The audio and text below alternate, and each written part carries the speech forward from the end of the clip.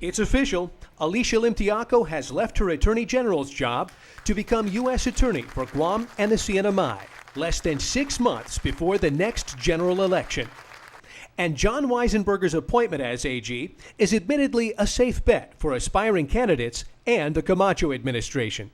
This is really an interim appointment, so I'm not going to run for Attorney General. I wasn't planning to do it before, and I'm not planning to do it now. But now at issue is whether Guam's Attorney General should be elected or appointed, either with the power to shape policy or without. Some feel an elected AG waters down the governor's power with a separate agenda that distracts a clear separation of powers. Case in point, the AG opinion giving the superintendent spending authority over federal grant funding to public schools, funding that requires the governor's signature for federal disbursement. Perhaps even more fundamental is this: if GovGuam is the Attorney General's client, at what point does the Attorney General have the authority to oppose the policies of the executive branch?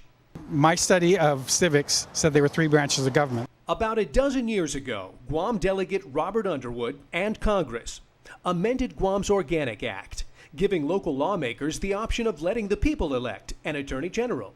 Up until that time, the governor had always appointed the AG.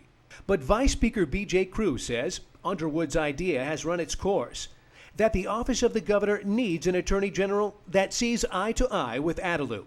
And we've seen over the last 8 years the fact that we've had fights between the governor and the Attorney General for months, if not years on end. We've had different policies from the Attorney General's office as opposed to the governor's office. They can't agree on which policy to go. We've got to have one head. Remember, the resources of the government remain with the executive branch.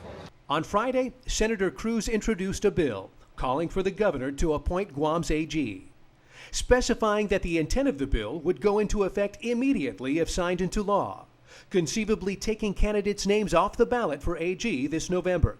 Underwood, who is off island, cautions local senators to consider the matter carefully. In an email to Newswatch, the former Guam congressman writes, "The legislature can certainly move either way on it. My personal opinion is that we should separate the concept of elected office from the performance of individual office holders. It is tempting to change the system when we are dissatisfied with the players. I hope that the discussion on these changes reflect upon whether a system that is appointed will be better and more responsive than one based upon elections. For now, at least one Attorney General hopeful is fine with the way things are."